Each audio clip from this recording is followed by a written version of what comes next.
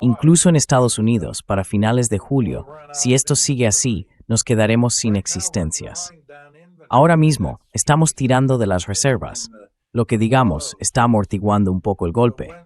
Pero cuando se acaben las reservas de petróleo, entonces sí habrá una verdadera escasez y el precio se disparará de verdad. Probablemente volveremos a un superciclo de materias primas, con todas subiendo, incluido el petróleo.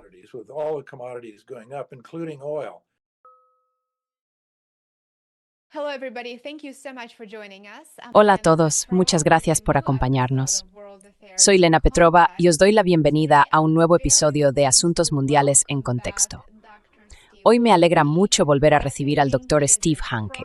El Dr. Hanke es un destacado economista estadounidense, profesor en la Universidad Johns Hopkins y miembro senior del Instituto Mises. Dr. Hanke, bienvenido de nuevo al programa. Es un placer verle y tenerle otra vez con nosotros. Bueno, me alegra mucho verte también, Lena. Encantado de estar contigo. Empecemos por la situación de los mercados energéticos globales. El mercado mundial de la energía lleva en crisis desde el inicio de la guerra entre Estados Unidos e Israel contra Irán. Usted ha descrito la guerra con Irán como un enorme shock de oferta para la economía mundial. Pues bien, esta semana ha habido varias nuevas escaladas en el estrecho de Hormuz. El 7 de mayo, Estados Unidos llevó a cabo ataques contra Irán. Irán respondió, y parece que habrá más escaladas. ¿Hasta qué punto es grave la crisis actual que aún se está desarrollando en comparación con los choques petroleros de los años 70, por ejemplo?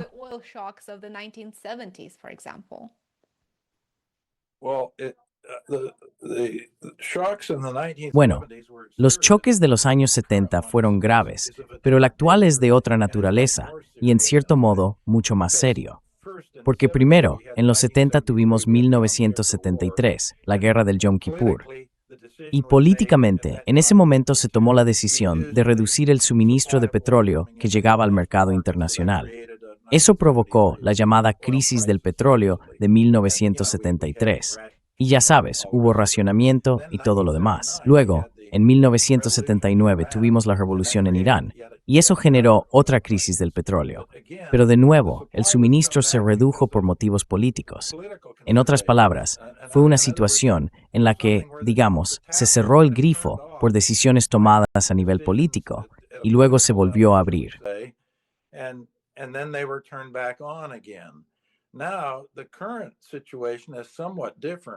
Ahora, la situación actual es algo distinta, porque, primero, el cierre, el impacto, ha sido mayor en magnitud en la cantidad de petróleo que realmente se ha interrumpido.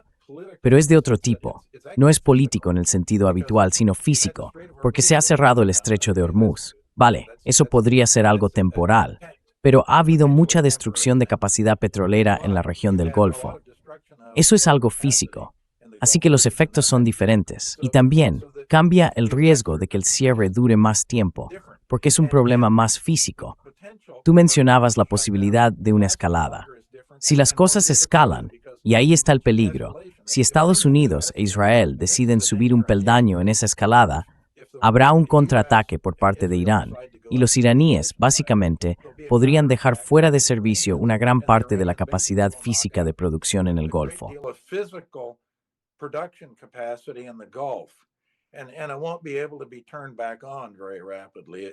Y no se podrá volver a poner en marcha rápidamente, si es que alguna vez se puede. Esa es la naturaleza del asunto. Las dos crisis son diferentes. En realidad, las tres crisis son diferentes. Las dos de los años 70 eran, digamos, de naturaleza política. Se apagaron por motivos políticos y podían volver a encenderse también por motivos políticos. En la situación actual, ya tenemos daños físicos que han ocurrido. Y si seguimos subiendo por esa escalera de escalada, acabaremos con aún más daños físicos. Y eso no se puede revertir rápidamente. Por eso la naturaleza de esta crisis es en realidad bastante distinta. Digamos que las de los 70 fueron políticas y la tiene características físicas asociadas.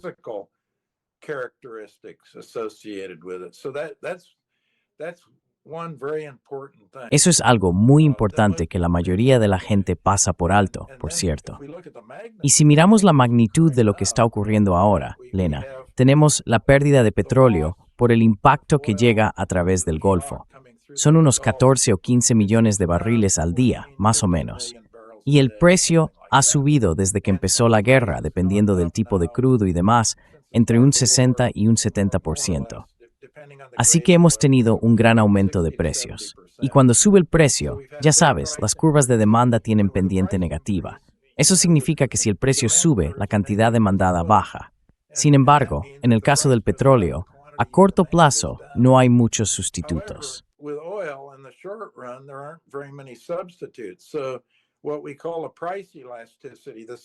Lo que llamamos elasticidad del precio, es decir, la sensibilidad de la cantidad demandada ante los cambios de precio, es muy pequeña, y como resultado, solo hemos tenido una destrucción de demanda de unos 2 millones de barriles de petróleo.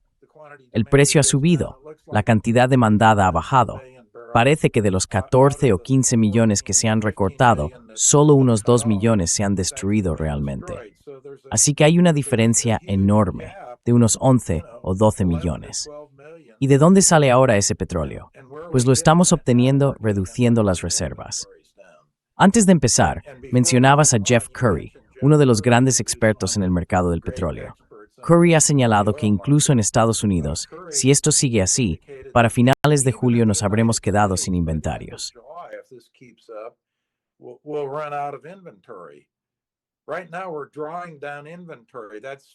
Ahora mismo estamos reduciendo las reservas. Eso, digamos, está amortiguando un poco el golpe, por así decirlo. Pero cuando se acaben las reservas de petróleo, entonces sí habrá una verdadera escasez y el precio se disparará de verdad. Y si miras las distintas regiones, claro, se están quedando sin petróleo a ritmos diferentes, porque partían de niveles de reserva distintos. En la mayor parte de Asia prácticamente ya se están quedando sin existencias. Es decir, están teniendo todo tipo de escaseces en varios tipos de combustible almacenado.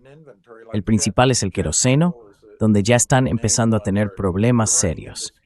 Y lo que estamos viendo es que cuando ese combustible se agota y no queda nada, las aerolíneas tienen que parar. Así que cuando se terminan las reservas, el impacto es realmente fuerte.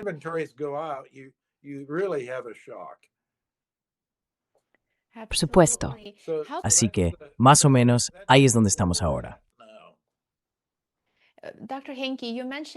Dr. Henke ha mencionado la escasez, y eso me hace pensar enseguida en cómo respondería el gobierno ante una situación así. ¿Qué tan preparada está la administración Trump para afrontar una escasez física de combustible, más allá de simplemente precios más altos de la gasolina?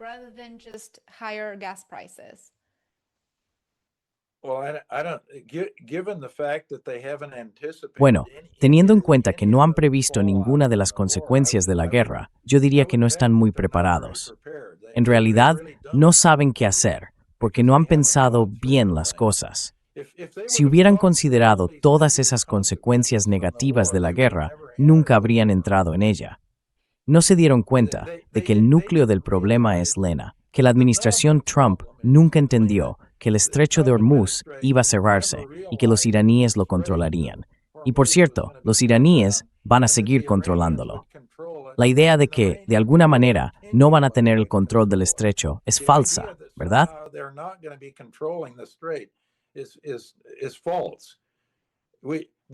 Antes de la guerra, había libre paso por el estrecho.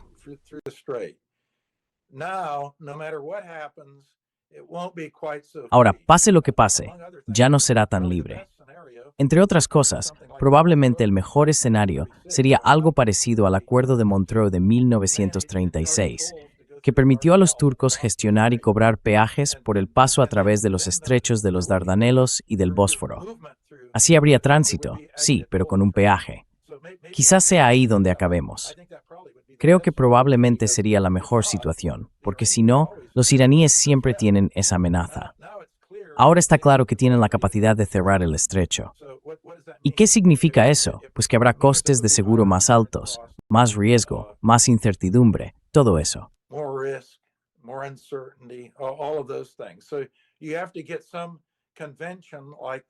Así que hay que conseguir algún tipo de acuerdo, como la Convención de Montreux, para eliminar la incertidumbre y reducir el riesgo. Eso sería lo ideal en este llamado periodo de 30 días en el que están entrando ahora para negociar algún tipo de final a las hostilidades en el Golfo con Irán. Esa sería mi máxima prioridad, porque eso, en la práctica, eliminaría parte del impacto en el suministro del que hemos estado hablando.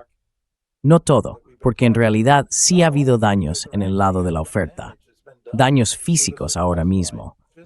Así que no se puede volver a poner todo en marcha de inmediato como estaba antes de la guerra, porque hay cosas que se han dañado y va a llevar tiempo repararlas correctamente.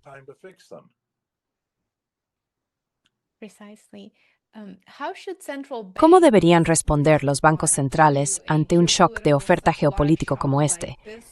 Porque parece que la política de tipos de interés por sí sola no resolvería realmente el problema.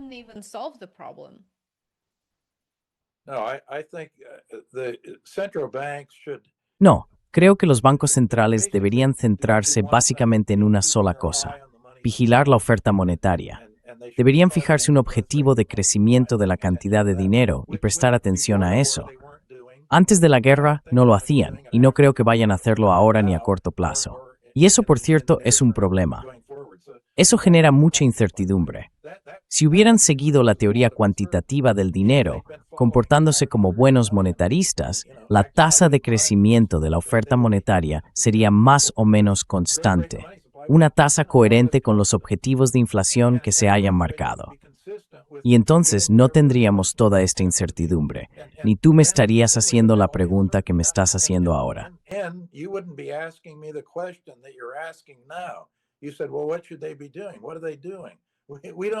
Dijiste, bueno, ¿qué deberían estar haciendo? ¿Qué están haciendo? No lo sabemos, porque ellos mismos no saben lo que están haciendo. ¿Y por qué no lo saben? Porque dependen de los datos. Están mirando las cifras que salen cada día, tanteando el ambiente, intentando decidir, bueno, ¿qué vamos a hacer? ¿Subimos los tipos de interés? ¿Los bajamos? ¿Los dejamos igual o qué? Ahora mismo, creo que por suerte, están más bien quietos, sin hacer nada, y probablemente, desde el punto de vista de reducir la incertidumbre, eso sea lo más sensato. Quiero decir, si entraran en pánico y empezaran a mover las cosas de golpe por el impacto del lado de la oferta, eso solo añadiría más confusión al panorama.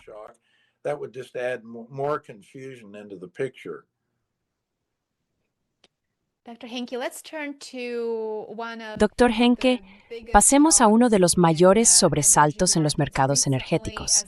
Recientemente, a partir del 1 de mayo, los Emiratos Árabes Unidos se retiraron de la OPEP, alegando las limitaciones para aumentar su producción. Estamos siendo testigos, por así decirlo, del colapso del viejo orden petrolero y del surgimiento de una nueva geopolítica de la energía. Compártanos su opinión sobre la salida de los Emiratos Árabes Unidos de la OPEP. ¿Qué significa realmente este acontecimiento para los mercados energéticos mundiales y cómo cree que influirá en su evolución a partir de ahora?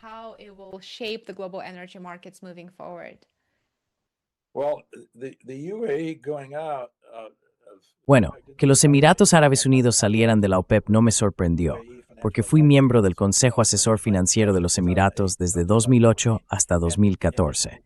Y durante esos años defendí con bastante insistencia mi modelo sobre la tasa óptima de extracción de las reservas que tenían allí.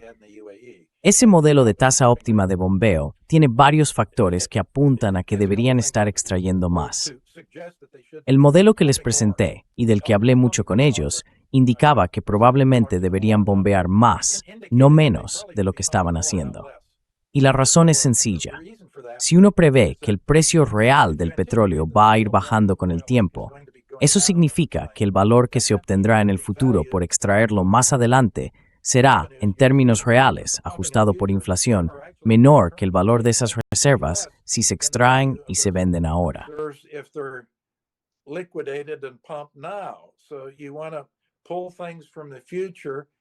Así que lo que quieren es traer cosas del futuro al presente y bombear más. Y eso se hizo muy evidente en cuanto, digamos, empezó la llamada Revolución Verde y el movimiento para alejarse de los combustibles fósiles. Recordad que hace un par de años todo el mundo hablaba de eso. Tuvimos conferencias globales y todo tipo de debates sobre el calentamiento global y la necesidad de reducir el uso de combustibles fósiles y hacer la transición hacia lo verde, y todo lo relacionado con ello. Pues bien, los Emiratos Árabes Unidos se sumaron con fuerza a esa idea, a esa transición, y quedó claro para ellos que el precio real del petróleo sería más bajo en el futuro que en el presente. Así que según su modelo de extracción, eso significa que quieren bombear más ahora.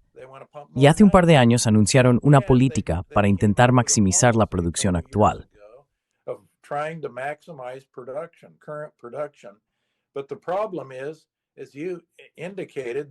Pero el problema es que, como has señalado, se toparon con un obstáculo con la OPEP y con las cuotas de producción, que les limitaron, no podían producir tanto como querían.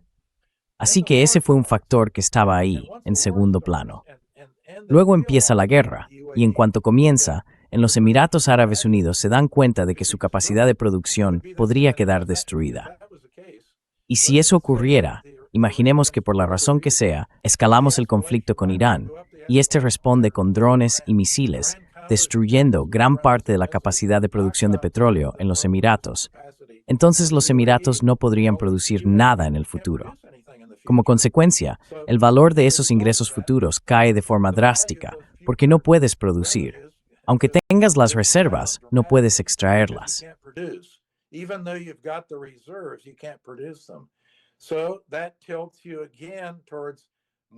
Eso te inclina otra vez hacia bombear más ahora que en el pasado.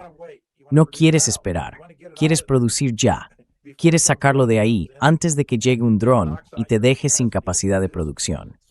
Así que esos dos factores, la expectativa del precio del petróleo, que el precio real esté bajando, y la guerra, con la amenaza de que en el futuro te destruyan las instalaciones, empujan a los Emiratos Árabes Unidos a querer producir más hoy, en lugar de esperar y hacerlo más adelante.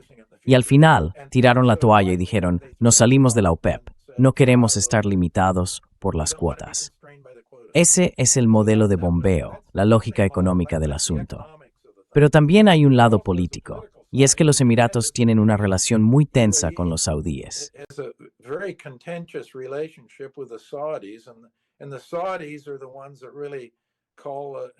Y los saudíes son los que realmente mandan ahí. Ellos llevan las riendas en la OPEP, los saudíes. Siempre ha sido así. ¿Y cuál es el problema entre los Emiratos Árabes Unidos y Arabia Saudí? Pues primero, que los Emiratos están muy aliados con Israel, y los saudíes no lo están. Segundo, casi todas las grandes iniciativas de política exterior de los Emiratos son contrarias a las de Arabia Saudí. Por ejemplo, Somalilandia fue reconocida hace solo un par de meses como Estado-nación, y el primer país que la reconoció fue Israel, y el segundo fueron los Emiratos, y los saudíes se opusieron a eso. En Yemen están en bandos distintos de la guerra civil, los Emiratos en uno y los saudíes en otro. En Sudán pasa lo mismo. Hay una guerra civil importante y los Emiratos están en un lado y los saudíes en el otro. Así que todo eso también influye en la situación.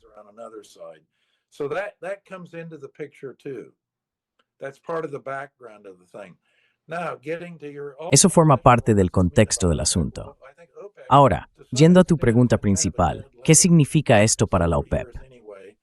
Bueno, creo que la OPEP, en cierta medida, ha sido casi una organización inactiva desde hace varios años, y creo que seguirá siéndolo, más o menos.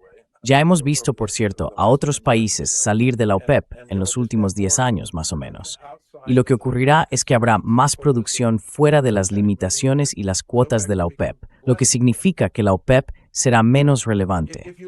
Si mirabas, antes de la guerra, si analizabas el mercado del petróleo y el argumento pesimista sobre el petróleo, era que si observabas el incremento previsto en la demanda de petróleo, esto antes de la guerra, toda esa demanda adicional que se proyectaba podía verse cubierto con productores que no pertenecen a la OPEP.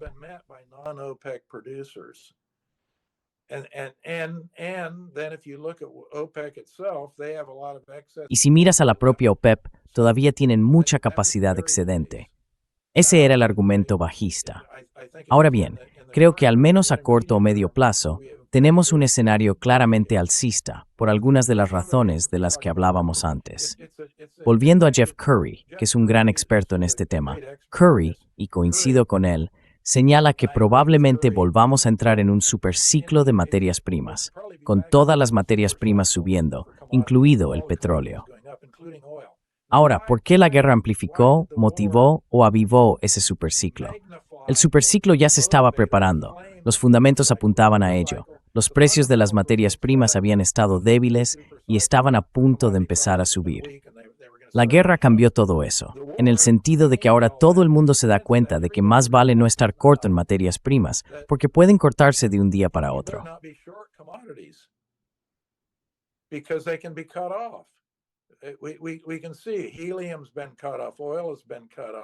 Podemos ver que se ha cortado el suministro de helio, se ha cortado el de petróleo, el de fertilizantes, todo eso que pasa por el estrecho.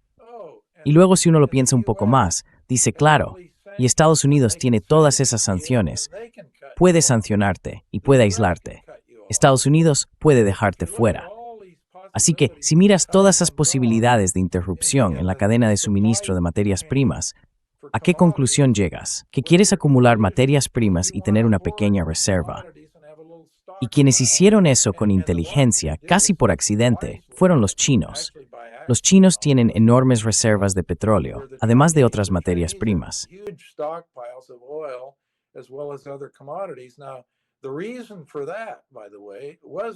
Ahora bien, la razón de todo eso, por cierto, fue accidental. Y tiene que ver con las restricciones que Estados Unidos impuso a las exportaciones de chips a Huawei. Eso fue hace 8 años. Las sanciones estadounidenses cortaron la exportación de ciertos tipos de chips a Huawei. Y los chinos llegaron a la conclusión de que si Estados Unidos podía hacer eso con los chips, también podía hacerlo con el petróleo o con otras materias primas. Así que pensaron, más vale que acumulemos reservas, más vale que compremos petróleo y lo almacenemos, que compremos grano y lo almacenemos, y así sucesivamente. Por eso las reservas de materias primas en China son ahora muy elevadas.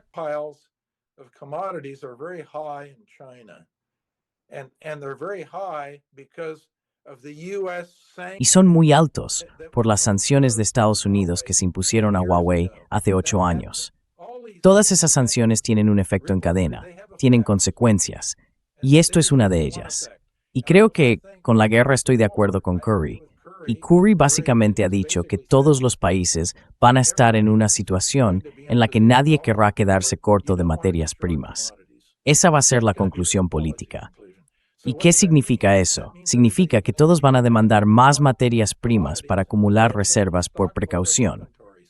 ¿Y eso qué implica? Es una cuestión de oferta y demanda. Si la demanda sube, el precio sube.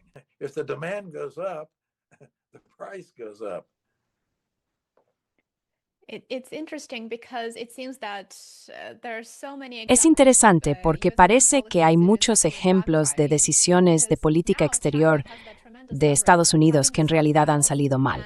Ahora China tiene una enorme ventaja gracias a sus reservas y no está tan limitada por posibles interrupciones en el suministro de petróleo porque cuenta con esas reservas y con cierto margen de maniobra. No tiene por qué seguir necesariamente el juego de Trump ni intentar presionar a Irán para que acepte un acuerdo que Irán considera injusto.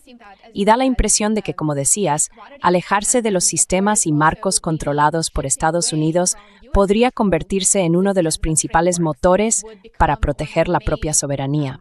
Creo que eso es algo que quizá ya podemos ver como una consecuencia de la guerra todavía en curso contra Irán. ¿Crees que los sales de Estados Unidos podrán acelerar de forma significativa el declive del sistema del petrodólar?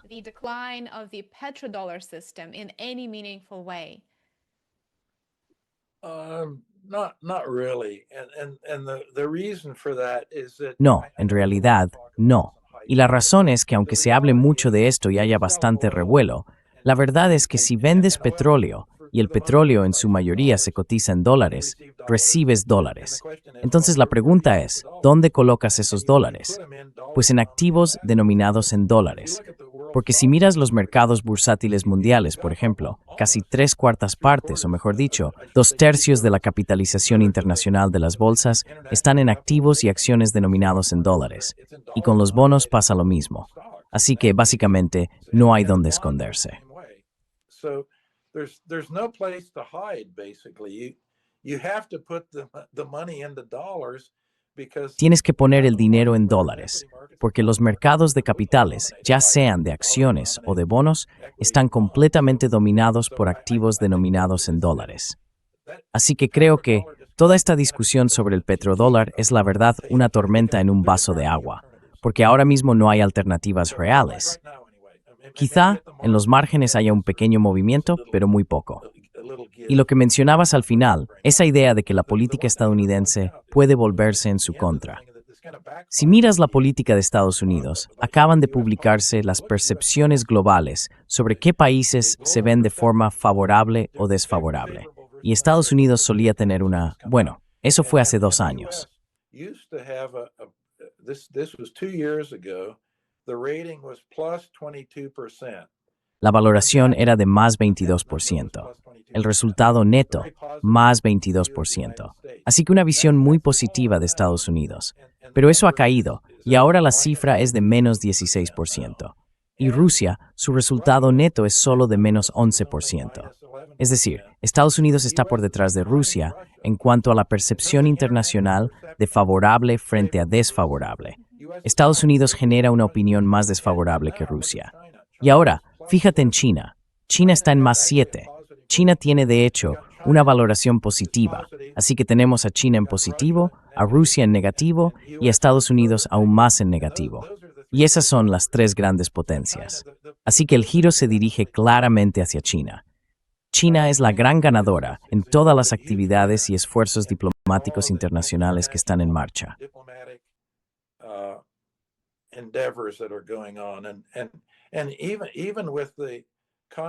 Y aún con el conflicto en Ucrania, Rusia acaba teniendo una posición mejor que la de Estados Unidos. ¿Y por qué? Porque Rusia está en una guerra caliente en Ucrania, pero Estados Unidos está en una guerra blanda con todo el mundo por 2 motivos: los aranceles y las sanciones. Esas son armas de guerra. Los aranceles y las sanciones son armas de guerra. Si impones un arancel a algo, es contra alguien. Estás yendo contra esa persona o ese país. Y claro, si impones sanciones, eso es aún más evidente. La gente reina sanciones como una de guerra. Los aranceles no tanto, no lo piensan así. Pero lo son. Los aranceles son algo negativo. Es un ataque. Si impone aranceles estás atacando. If you put a tariff on somebody, you're attacking them. Absolutely. Por supuesto. ¿Cree que los mercados financieros todavía están subestimando la magnitud de la crisis energética que se está desarrollando en el Golfo? Cuando empezó la guerra, recuerdo haber visto informes y previsiones que decían que el petróleo iba a alcanzar los $200 por barril. Aún no hemos llegado a eso. Entonces, los mercados siguen de alguna manera subestimando la situación y pensando que se trata solo de un impacto temporal. ¿De un efecto a largo plazo?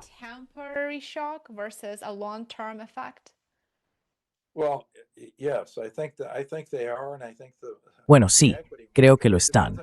Y creo que depende del mercado del que hablemos. El mercado de bonos, de hecho, ha caído y ha reaccionado negativamente a la guerra. El mercado de bonos sí lo ha hecho. Así que ese mercado ha bajado. El mercado de renta variable, en cambio, no. Da igual cuál sea la noticia. En el mercado de acciones, siempre sube. Si la noticia es buena, sube. Si la noticia es mala, también sube. Y está claramente en territorio de burbuja el mercado de renta variable. Lo vemos porque ahora mismo la rentabilidad de los bonos es más alta que la rentabilidad de las acciones, lo cual es muy poco habitual. Es unos 90 puntos básicos más alta. Así que mi detector de burbujas lleva tiempo diciendo que estamos en territorio de burbuja. Pero hay otros indicadores, otras formas de analizar si el mercado bursátil está en una burbuja o, digamos, sobrevalorado. Y estas rentabilidades indican claramente que es muy raro que la de los bonos sea superior a la de las acciones. Y eso está ocurriendo ahora mismo, con una diferencia de unos 90 puntos básicos, que es bastante alta.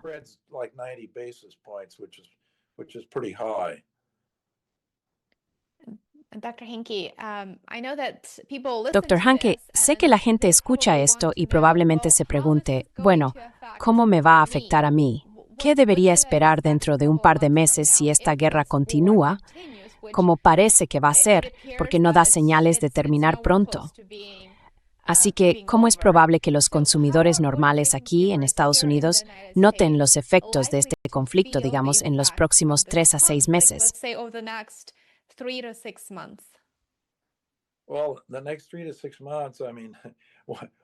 Bueno, en los próximos 3 a 6 meses, quiero decir, hay una forma sencilla de verlo. En la gasolinera, no vas a notar mucho alivio. El precio medio de la gasolina está ahora mismo por debajo de $5 el galón en Estados Unidos. Yo anticipo que para el verano superará los $5. Ese es un indicador. Pero hay muchas otras cosas que hay que tener en cuenta respecto a este tema del petróleo. No se puede sustituir el petróleo físico que nunca se ha entregado, ni el ritmo al que estamos agotando nuestras reservas. La única manera de volver a llenar los depósitos es literalmente meter más petróleo en los tanques que se han vaciado. Y eso afecta a todo. Viajar será más caro. Si quieres un billete de avión y si consigues encontrar un vuelo, vas a tener que pagar más por él.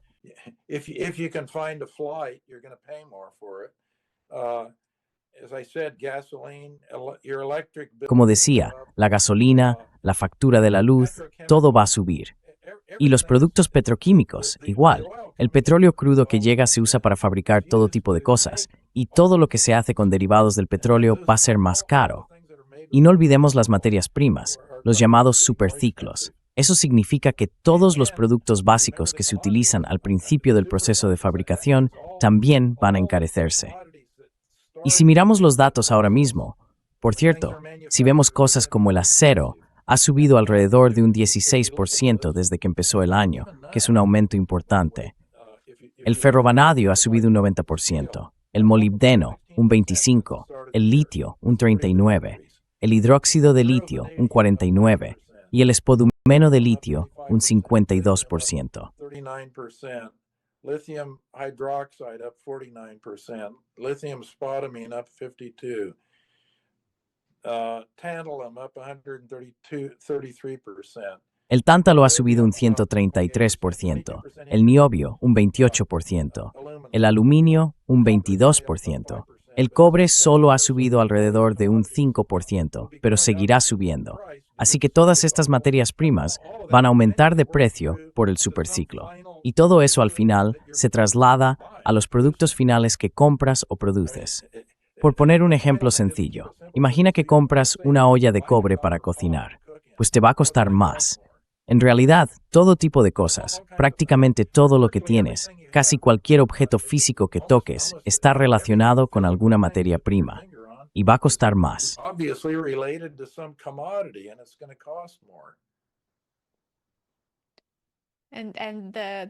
Y lo preocupante es que la guerra aún no ha terminado y todavía está por verse qué ocurrirá a continuación y hasta qué punto podrían subir los precios del petróleo. Dr. Hagi.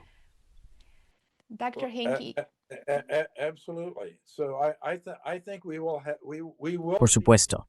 Creo que seguiremos viendo subidas en los precios de estas materias primas, incluido el petróleo. No creo que hayamos visto la última subida del petróleo que nos va a afectar, porque eso ocurrirá cuando se agoten las reservas en los tanques. Y eso pasa en distintos lugares y en momentos diferentes. En Estados Unidos, como dijimos, será más bien tarde, quizá en julio, pero en otros sitios se quedarán sin reservas mucho antes que en Estados Unidos.